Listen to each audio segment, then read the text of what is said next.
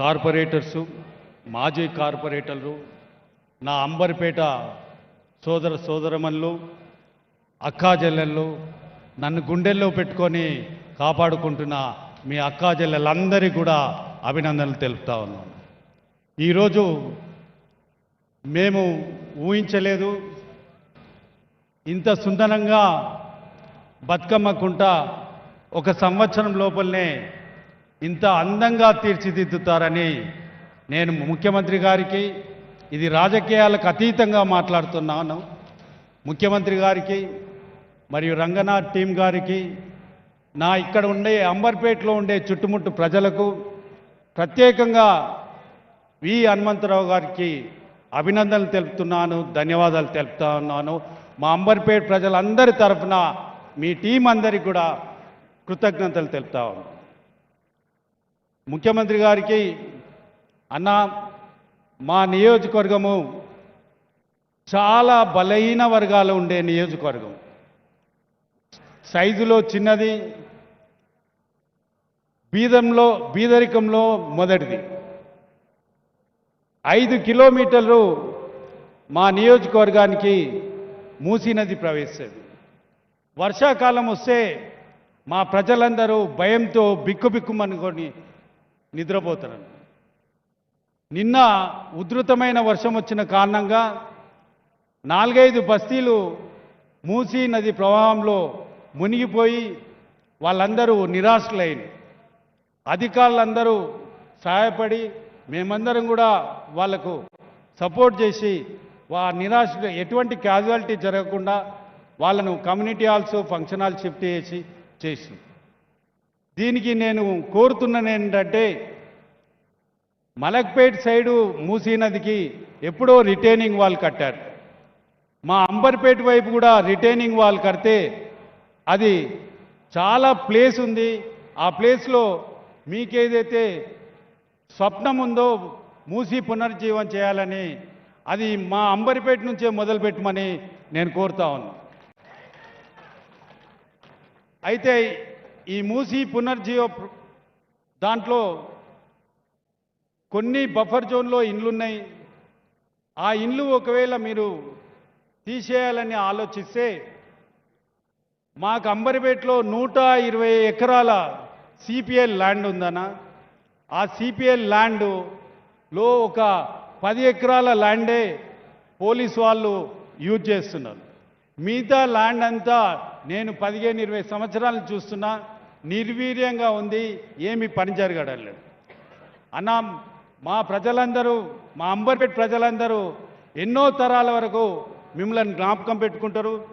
నేను మిమ్మల్ని కోరుతా ఉన్నా, ఆ 120 ఎకరాలు మా అంబర్పేట ప్రజలకు ఇస్తే మేము ఎంత బాధలో ఉన్నామో నేను ఒక 2 నిమిషాలలో చెప్తానన్నా.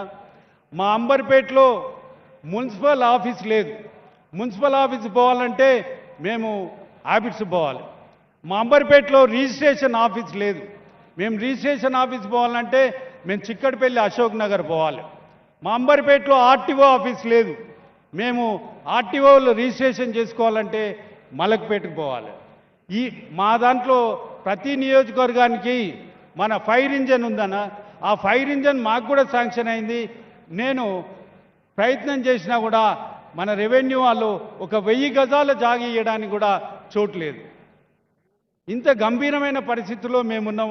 కాబట్టి మా దగ్గర పిల్లలు చదువుకోవడానికి residential school, BC residential school, ST residential school, SC residential school, minority school, ఇవన్నీ కూడా హైదరాబాద్కు అవతల ఏర్పరిచారు. అంబర్పేట ప్రజలలో అంబర్పేటలో మాత్రం ఏ స్కూల్ లేదు. మీరు ఒకవేళ ల్యాండ్ అంతా ఇస్తే మేము ఈ స్కూళ్ళు కట్టుకోవచ్చు, ఈ గురుకులాలు కట్టుకోవచ్చు, ఈ ఆఫీసులు కట్టుకోవచ్చు, మీరు పునర్జీవం చేసే మూసీ నదికి డబుల్ బెడ్రూమ్లు కూడా తీసుకోవచ్చు.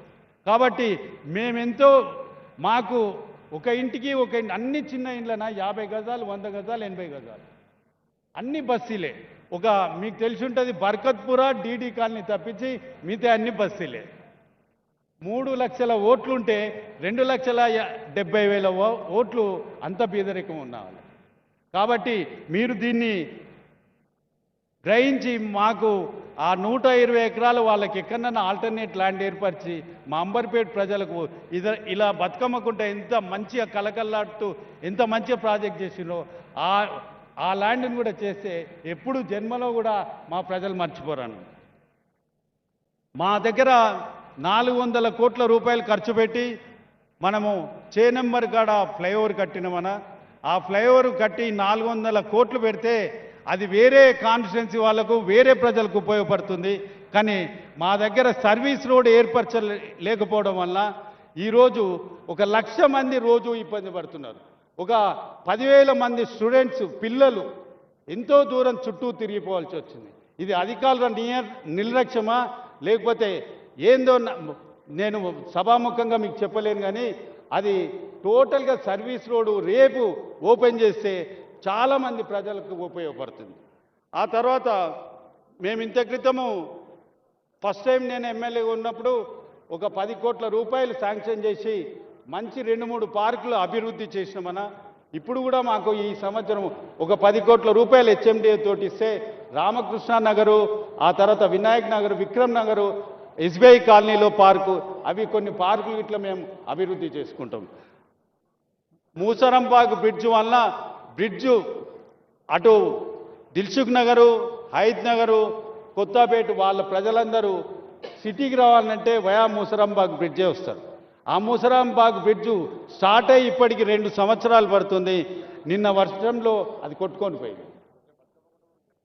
కాబట్టి నేను మిమ్మల్ని కోరుతా ఉన్నానన్న, అది ఆ బ్రిడ్జ్ తొందరగా కంప్లీట్ చేస్తే మా ప్రజలకు అందరికీ కూడా ఉపయోగం ఉంటుంది. మూసరంబాగ్ బ్రిడ్జ్ ఎట్లుందంటే మూసరంబాగ్ పోవడానికి మాకు దారి లేదు.